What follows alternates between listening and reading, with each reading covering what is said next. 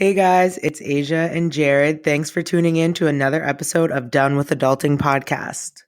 Yes, thank you for still rocking with us. Please head to our Instagram, Done with Adulting Pod.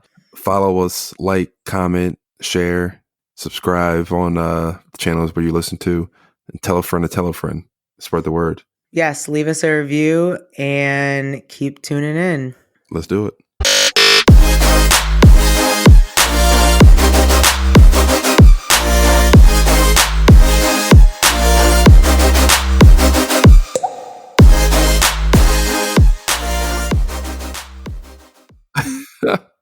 I love that song. It just gets the blood going. Gets me ready to pod. I feel like I hear it obviously when I listen to the episodes, but it's different when I hear it when I'm getting ready to record. You hear that and you're just like, it's game time. Let's go. Let's get it. Takes you back to those playing days, you know. But anyway, you're fresh off of vacation. I know it's been a while. I feel like I haven't spoke to you in years. I know you're back home smoking legal. Maybe still smell like a vacation. Well, back to work, but you still smell like a vacation.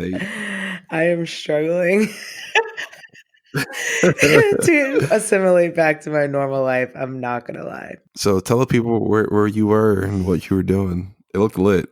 I'm jealous. It was very lit. I was on a vacation. Have you heard that song? Her Slide? Oh, I know. I did. Yeah, that part when he's like, I need a vacation. That's where I was at. No, Bae and I, we went to Maui for a week. Just a little vacation, quick trip. We have a friend that lives out there. So we were just going to visit him, chill out. Never been to Hawaii before, never been to Maui. Never thought I would ever actually visit Hawaii until our friend moved there. So it was very lit. Everybody should go to Maui. Like, everybody needs to go there. It's crazy because I had a coworker who was out there, and I'm pretty sure she might have left the day you got in or something like that. Like, you guys really? were very close. Like, she told me she was going, and then I remember speaking with you, and you were like, "Oh yeah, I'm going." I was like, "Oh, that's crazy." Yeah, it's super dope. It's like, you know, and it's different from going to like Honolulu, because Honolulu is like a major city. So there's no major city on Maui. It's just like very chill. A lot of locals. Like, it wasn't even busy. I was expecting it to be mad touristy, and there was like all the beaches were empty. We were just there with the people. That's dope. I need to get out there for sure. So I remember when you were out there. I think I asked you what time it was, and I did not know that it was the 6 hours behind us. It's such a big difference, and you don't like. I was basically up, bright-eyed and bushy-tailed at 5 a.m. every single day, like ready to go. How long were you out there for? We were there for a week, but on the 7th day we left. It takes a day, like you lose your time when you come back to the East Coast. So when we left on a Wednesday morning, and it's like a 12-hour trip, but we got there at like 1 p.m. that day on Wednesday, so we gained the whole day back. But then on the way home, we were at the airport on Tuesday. You text me, you were like, I feel like you've been at the airport for 2 days. Bro, it seemed like you were at the airport for 2 whole days. I was like, oh, that's gotta be miserable. We went to the airport at 1 p.m. on Tuesday, Maui time, and we landed at 10 a.m. on Wednesday, Boston time. I mean, but the trip was worth it though, so I'll take that travel. It was worth it. It's far, but it's worth it for sure. So how are you adjusting getting back into East Coast time? And you didn't have to go into work any of those days when you've been back, right? It's only been like what, a day or two? I got back on Wednesday. I worked like a 15-hour day on Thursday because we had an event, so I had to stay late. And then today I worked. I've worked both days this week. Oh, you're wildin'. I'm wildin'. I should have took the whole week. Yeah. When I went back to work, everybody was like, "Oh my God, you're back!" You know how everybody asks you 1,000 questions when you get back from vacation. I was just and your skin's probably glowing. I was just like, man, I'm not ready for these questions. Like, in my mind, I'm still on the beach. Like, I'm not answering these questions. It was crazy. Everybody should go. It doesn't even feel like part of the U.S. Like, to think like that beautiful land is like a part of our country. It just like is really hard. It doesn't make sense. It's that nice. I definitely have to get out there. You definitely inspired me to make a trip. Yeah. The U.S. doesn't deserve Maui. That's how nice it is. I could believe that. I need to see it with my own eyes though. Yeah, it was cool. It was cool. You should go. Everyone should go. Definitely let me know. Hit me up if you want any Maui suggestions. We had a personal tour guide. Shout out to Andrew. He showed us all the local stuff that you probably wouldn't find on Yelp. So I got the secrets. So I know you said you've been back to work for like 2 days already, and what has it just been miserable? Like, how is that playing on you? Now it's a weekend, so Um, it's just like I didn't really realize like how it's like when I was in Maui, I felt good. Like I was in a good mood. I was like peppy and happy. And then when I get to work, it's just like anxiety levels go up. For some reason, my neck hurts and like my shoulders. I'm just like my neck.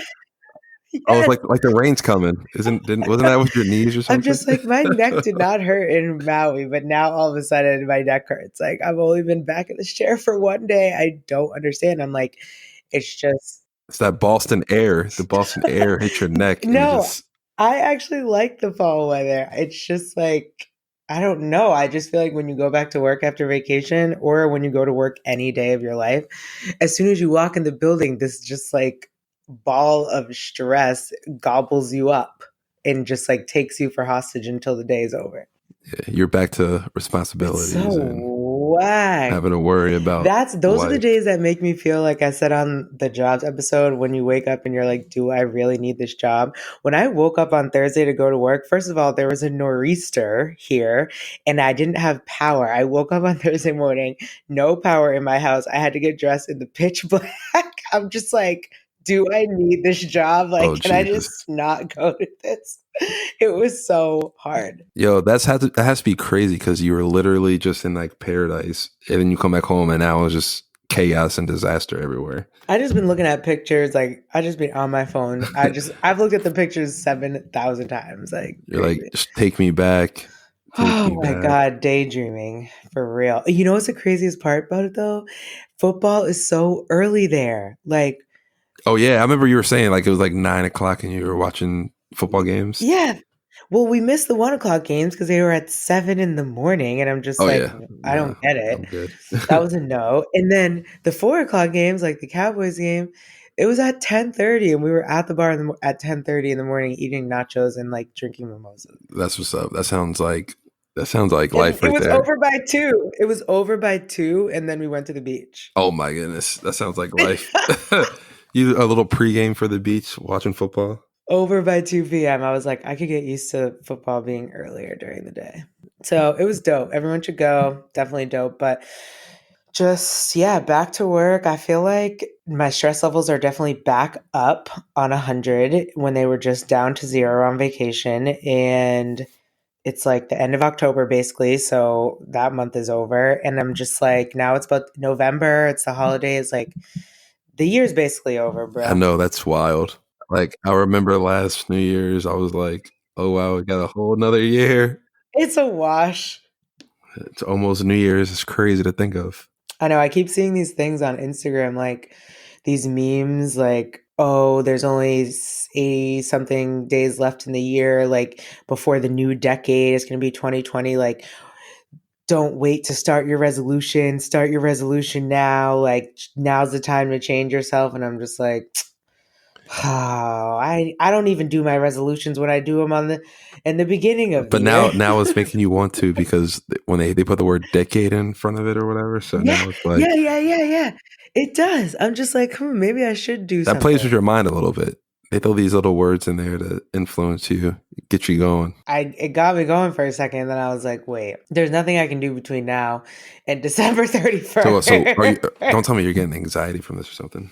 I'm not getting anxiety from it, but I think even resolutions, like when you have a New Year's resolution, like it's supposed to be good intention, like setting good intention to do something more positive for yourself, which I'm down with.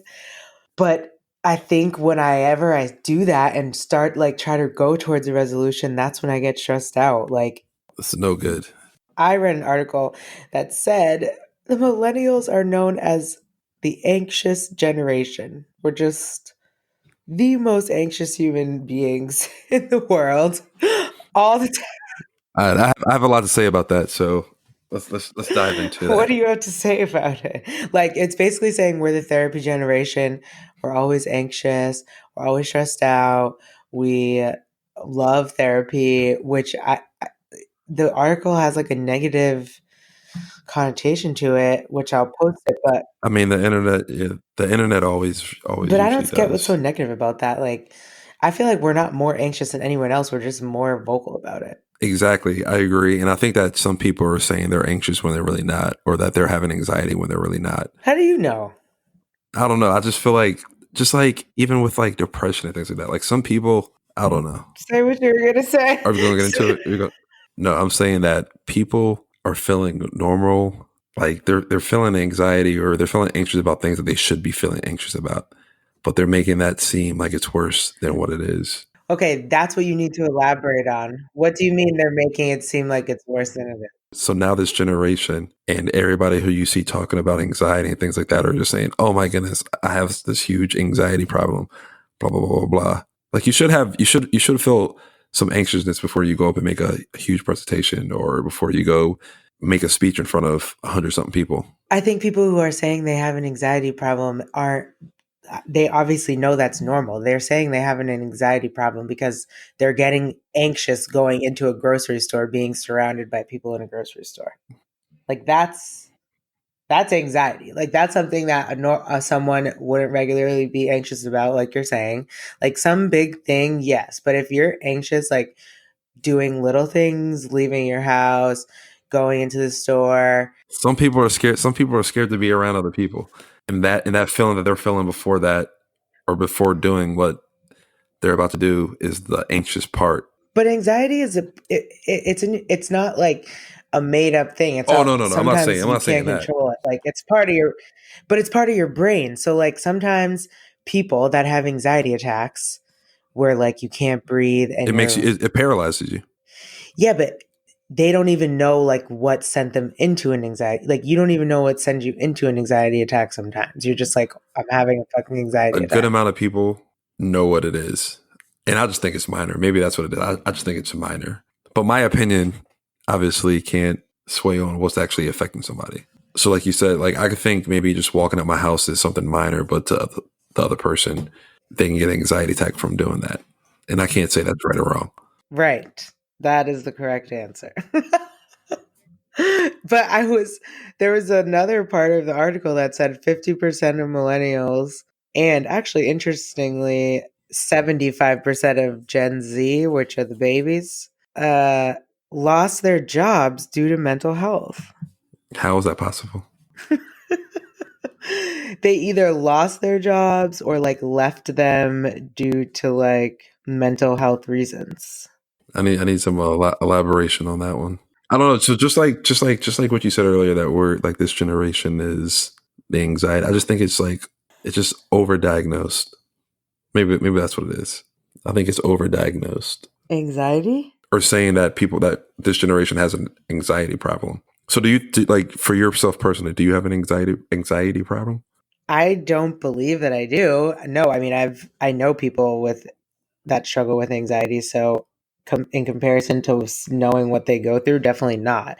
But I mean, I think bigger than anxiety, like the specific word of anxiety is just like with adulting and like going to work and da da da da da is like all these stressors, which isn't just like a millennial thing. Obviously, it's an everybody thing, and there's so much of it that there are times when all that stuff builds up together and you do feel like you're just suffocating under the layers and layers and layers of bullshit you have to sift through on a daily basis. Like that gives me anxiety thinking about that, clearly, because I'm getting worked up.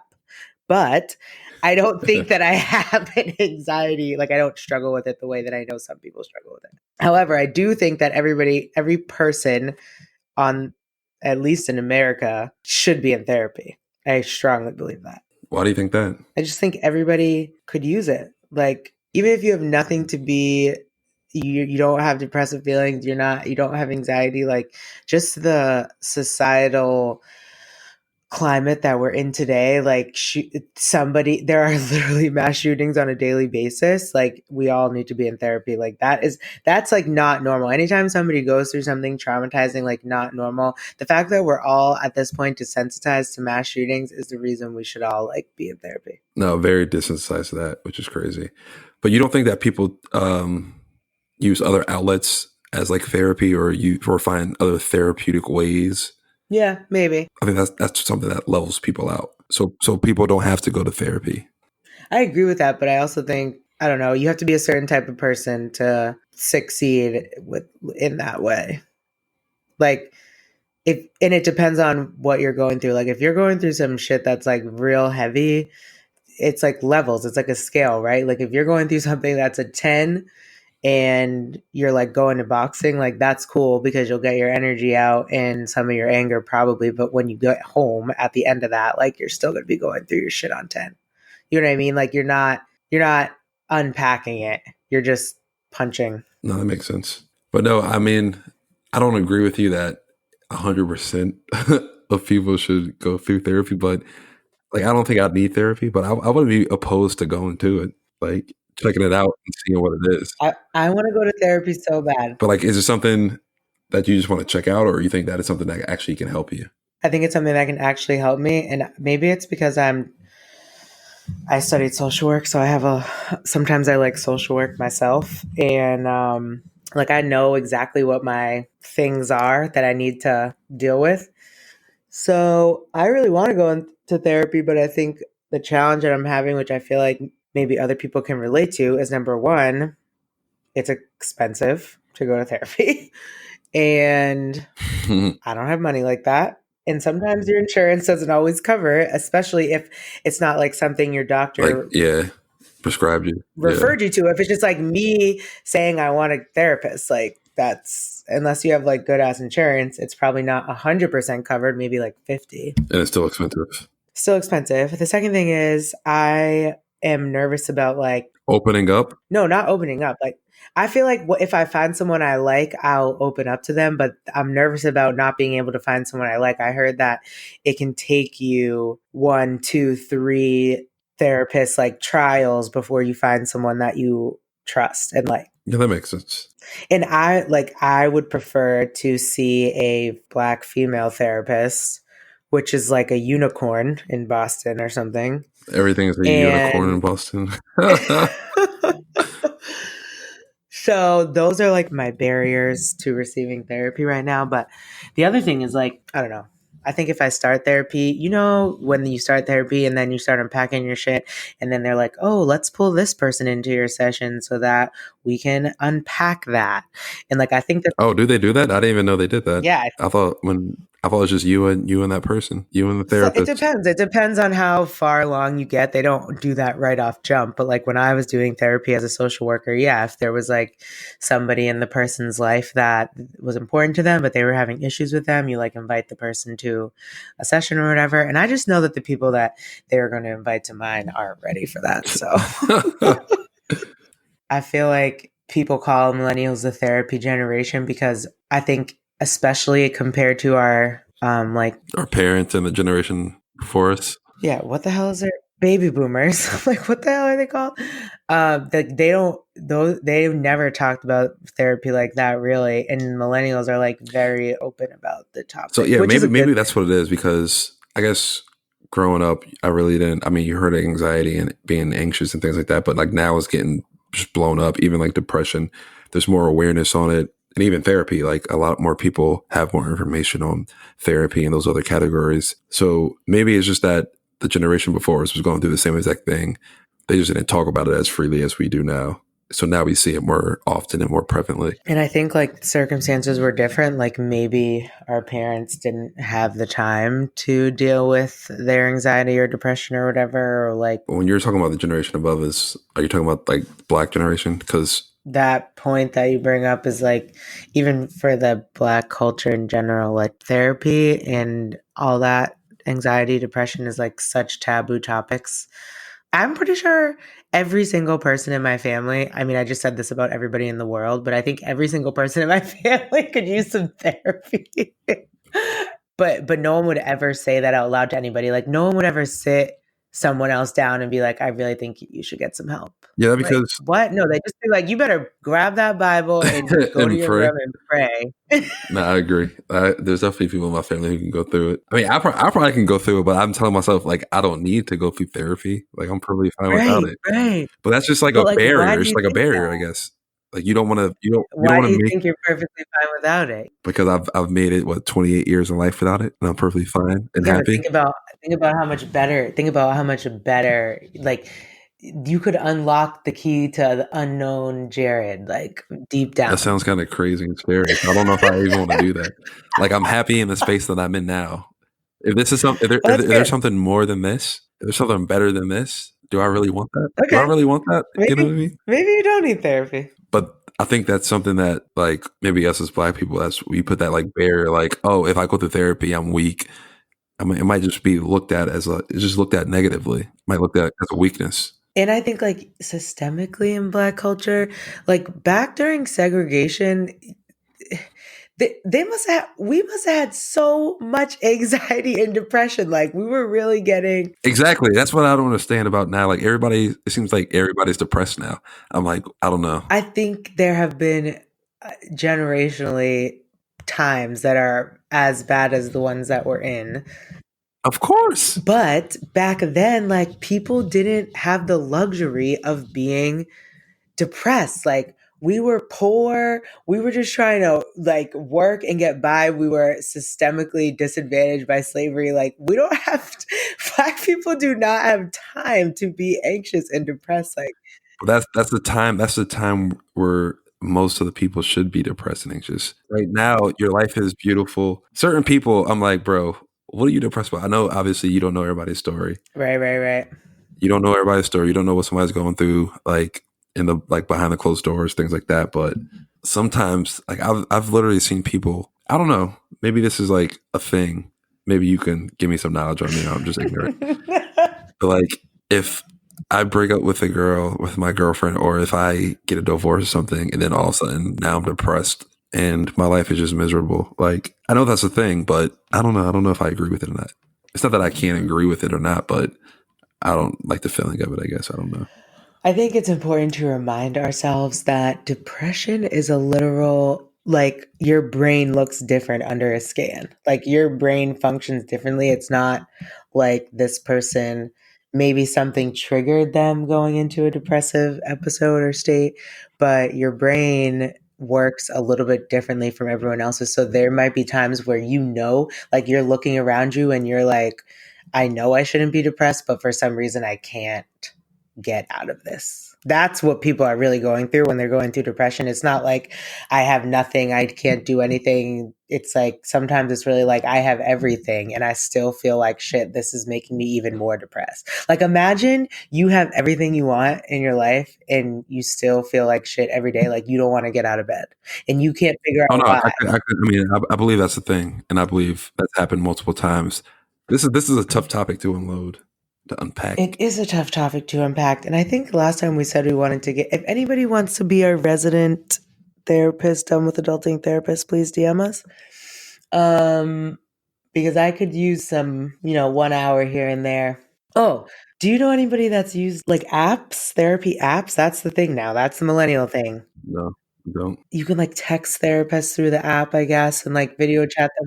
I think that's good though. I think that's needed. You need to make people. You need to make things more accessible to people who are going through like difficult situations or difficult times in their life. But does it work? Like, does it work? I mean, what's the difference between that and like a suicide hotline? But a suicide hotline is like a crisis situation. If you have an app beforehand, you go through that app and you get the help you need before you get to the point of having to call a suicide hotline or something like that. You know what I mean? Or maybe not. I mean, I don't know. I'm not the mental health expert here, but So are that's you, just my thoughts. you're giving me the order that you just never have anxiety, you never.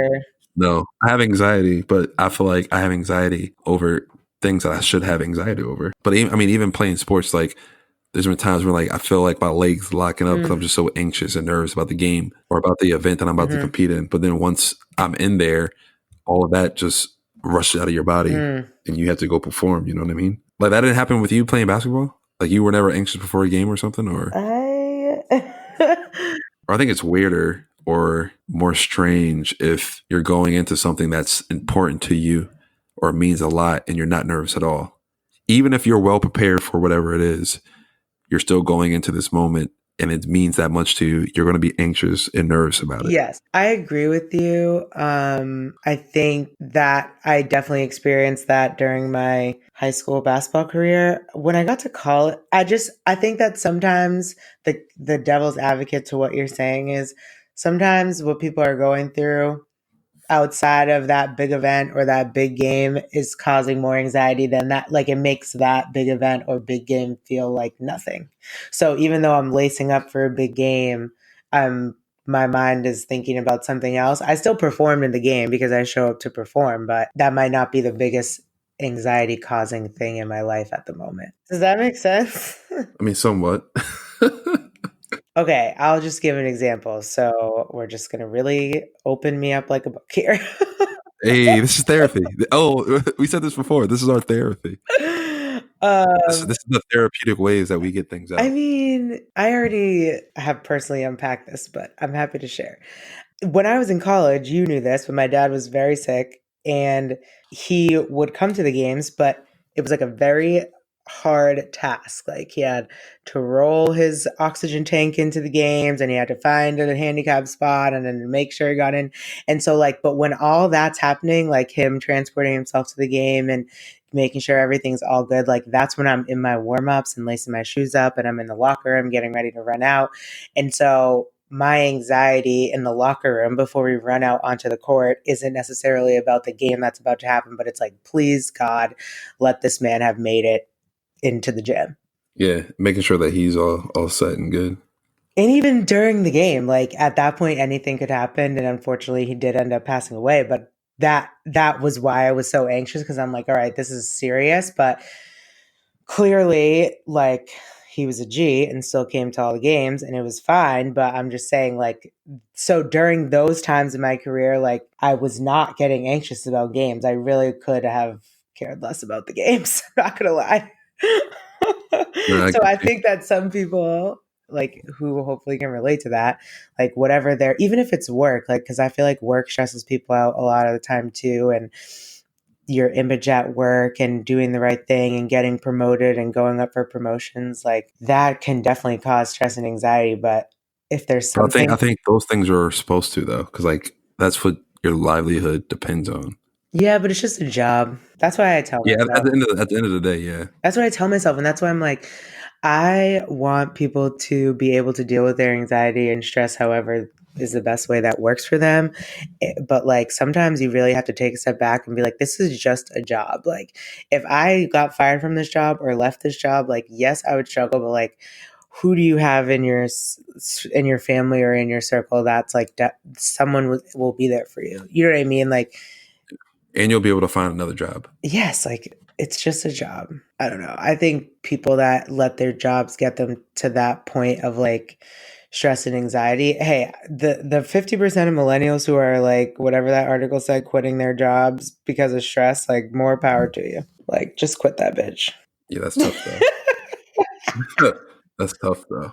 That's tough though. Because then you put yourself in a whole nother stressful, anxiety filled situation. Like now you're worried about where your next check's gonna come from so you can pay for whatever you need to pay for. But somehow you gotta get through it though. It's definitely easier said than done, but Oh no, definitely. But also I think like society plays a huge role in people's anxiety and maybe possibly even their depression and their mental health as a whole. oh, social media Because alone. yeah, because I mean, like, if you just like you just talking to people, if you hear somebody doesn't have a job, they're your age, and they're like, "Oh, yeah, I don't have a job," like you'll kind of look at them in a weird way, no? Mm-hmm.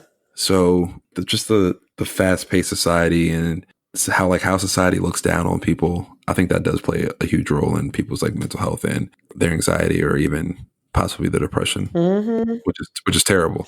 And yeah, I mean, I always say social media is like a complete double edged sword, but people can, you know, how people always say hurt people.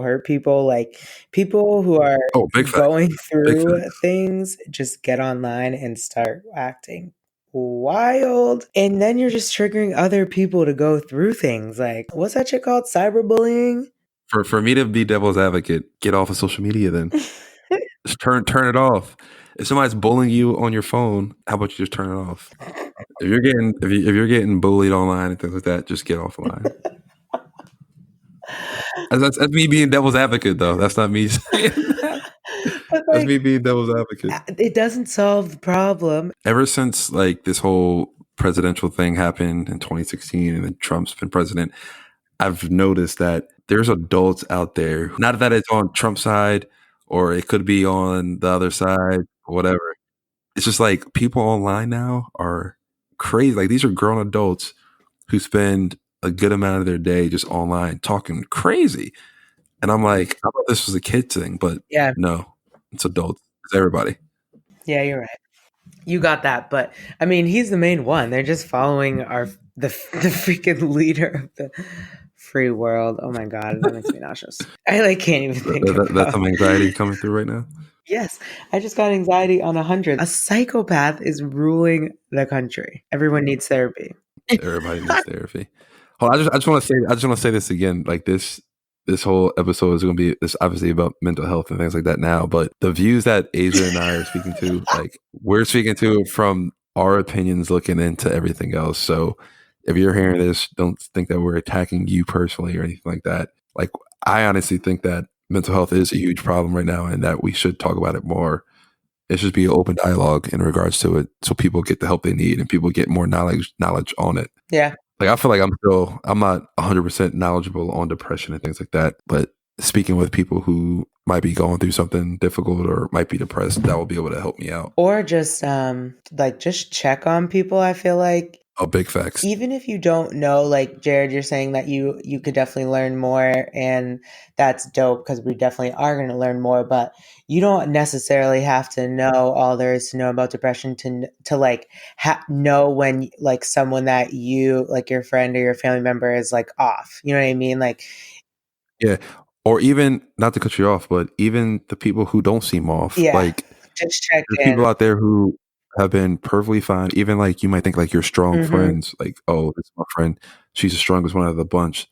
She might be the one just hiding it in. Like out in public, she's all good, but then in the privacy of her own home, she might be going through something crazy, and it might be killing her inside. You know what I mean? Right. So just check on everybody. Check on everybody, and I feel like people older, like the generation above us, they didn't want to talk about that with other people, but like our generation, mm-hmm. we're opening that dialogue and things like that to make it known that that's something we could talk about, and that it's okay not to be okay and things like that. Yeah. And that's like when you think about that, like you don't know who's going through what, approach everybody that you speak to as if you don't know what they're going through, right? Because I feel like a lot of people that are going through something, it might take like the one random person like in the store to say some rude shit to them, and it could ruin someone's whole day if they're already on that edge. You know what I mean? Yeah, so I have an example of that Chill actually. out. Like just chill out. I mean, it's not like 100% to what you're saying, but today I'm in the bank. This guy in front of me, he looks a little strange, but I'm not judging. You know what I mean? I'm not judging. He goes to the counter. I'm on my phone. I hear him go, "Oh, I want to cash this check." She's like, "Oh, do you bank here?" He's like, "No." Oh, it's going to be like an $8 charge. He raises his voice a little bit. She's like, "Oh, okay, let me get my manager." I'm like, I literally thought to myself, "Oh, I should record this." So I'm about to pop off. So the manager comes over. He looks at the check. He's like, "Oh yeah, sorry, sir. You don't bank here. It's going to be $8." This man flips out. He's like, "I just want to cash this check." He's like, "Blah blah blah blah. That's why nobody banks with y'all." And then he just walks out. And I looked at him like he was crazy because I'm like, "What is wrong with you, bro?" It's just like, number one, it's $8. Number two, just go to your whatever place you bank with and cash it. That's me thinking to myself. And then I get to the register or whatever at the desk, and I'm like, "Oh, I hope you're okay." But like, I'm worried about what she's going through. But back to my man's, like, he could be going through something wild, and I'm not even like thinking about him in that case just because he made a outrageous scene. Right. Like, what if he had to pay $8, but it was only a $20 check? Yeah, exactly. Or He like, doesn't have a what if he bank. doesn't even have $8 He for it? doesn't Yeah, have a you know what I bank. mean? Like, I didn't even think about that. I wanted to make sure that the chick who got yelled at was good. But like you said, that him yelling at her could have put her into like a depressive episode or something like that. I don't know. You just gotta be like Aware. play with people like they're fragile, pretty much. Yeah, be aware. Not like they're fragile, but you know what I mean. Yeah, Or maybe you don't. I don't know. I'm picking up what you're putting down, Jared. For me, my personal goal is I feel like maybe I started talking about this because we were talking about resolutions. I think one of my personal 2020 goals is to like look deeper into the possibility of therapy. Like I'm just saying that it costs a lot. I haven't actually researched What if it. we do a group therapy session? Do they do those? Like a group, just a group of people? Well, group of that's I think those are known as support groups. Yes. Uh, Oh, I'm not talking about that. I'm talking about like a one therapist and like a group of friends who go through and just get, you know, what I mean, get some could therapy. be like you don't want Not to. like on a specific situation that you might be struggling with. You know what I mean? The only reason for a group of friends to go to therapy is if the group of friends were arguing or something. Like if me and you are in therapy, if me and you are in a shared therapy session, I'm not about to talk about all my therapy stuff with you in there, and vice But you could talk versa. about like your social ones. I don't No, have socials. okay, but some people do. You never know. That go work for some people. You can't just shoot it down because it doesn't work for yourself, Miss. I'm just saying, like, I think you're on the right track. I think there's support groups. Like, I think a group of people convening together to get some shit off their chest. Yes, that is therapy. We do it every week, you and I. Oh, that's what this is, right? There's just so much like on this topic, and like I said, I think it's just being brought to the forefront now. So we're just going to keep learning and learning more and more about it and things like that. The next time we talk about this, we're definitely going to have a professional on because I have a lot of opinions about being medicated for anxiety and depression, and not opinions, but I guess just like questions about the advantages and disadvantages of that. Because I feel like even when you do have a friend that you know is going through something, like you might know the person's going through something, you might text them and say, like, hey, are you good? They text you back, yeah. But you feel like you know there's probably something else you can do, but sometimes you don't always know how to approach a situation. Like you don't want to That's very be true. You don't want you to don't like want to come overstep on your too boundaries. strong. Yeah. Yeah. But you like care about them and you want them to know that they can not just, oh, let me know if you need anything, like just to say it, but like for real, like you mean that shit. What the best way to do that is for people that you know and want to help. No, I totally agree. So we need Totally agree. answers. We need a licensed professional on here. And I could talk for another hour about the systemic issue of Black people not going to therapy. Oh, that was the last thing I was going to ask. When you do get anxious or like whatever, because I think the point of therapy is to like learn ways to cope with your anxiety or whatever. And remember how we were saying Black people, they just pray. Yeah. Like you feel like that was a real thing in your family, and like now when you go through anxiety, like do you just like automatically go into prayer? Like does that work for you? Like No, so like growing up, yeah, like you would hear that, oh, just go pray about it, blah blah blah blah blah.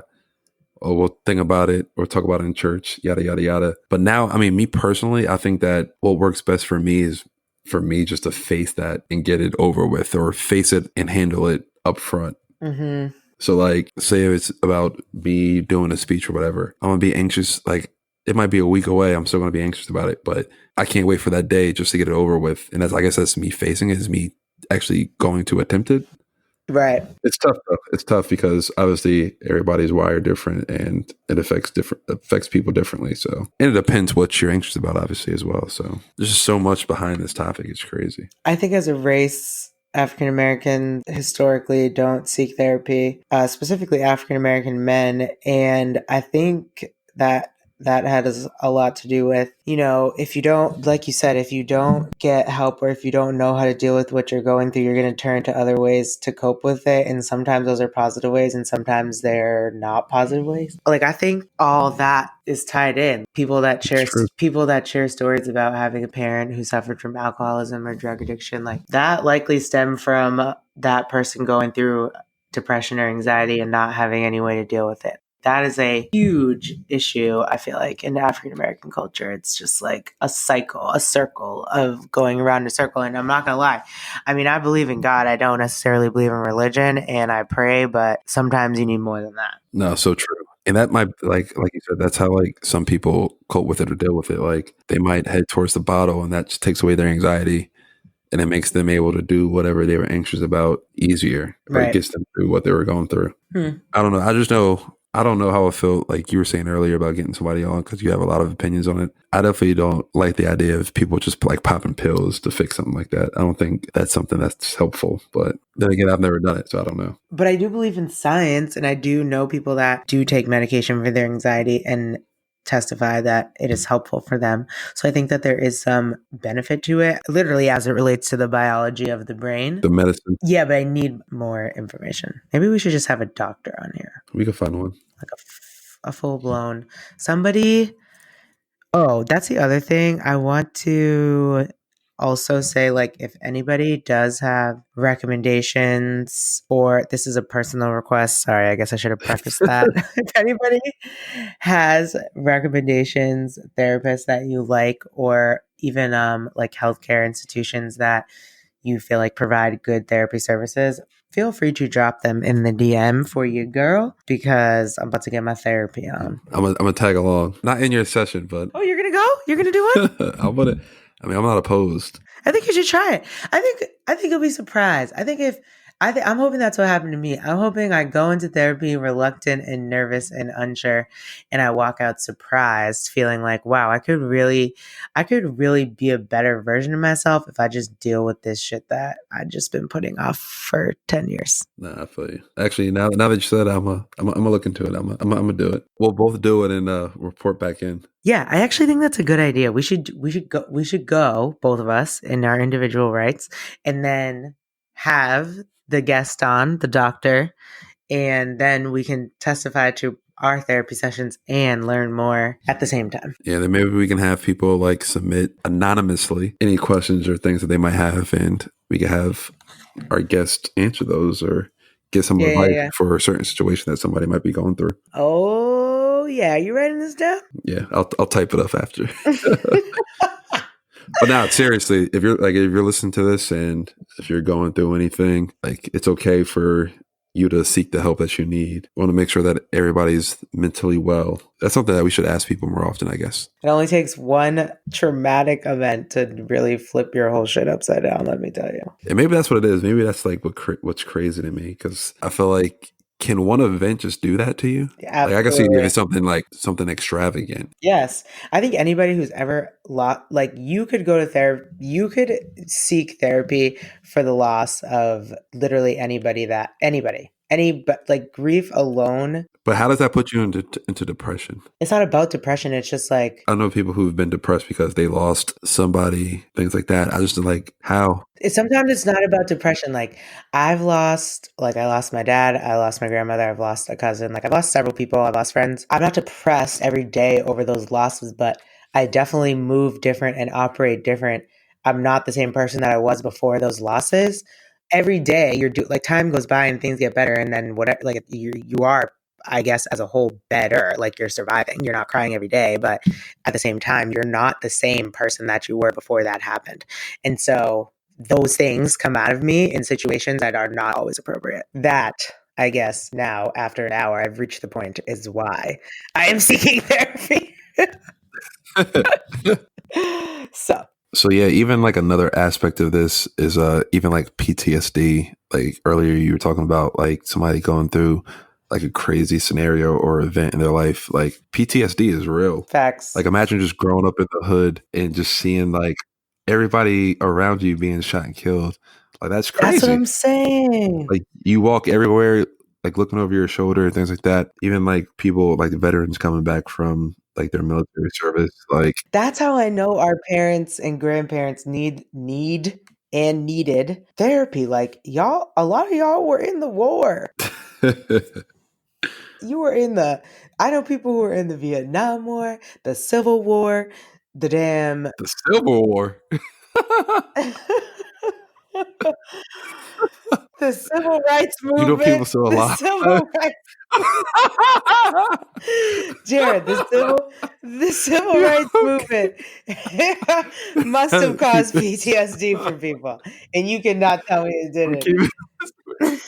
Of course.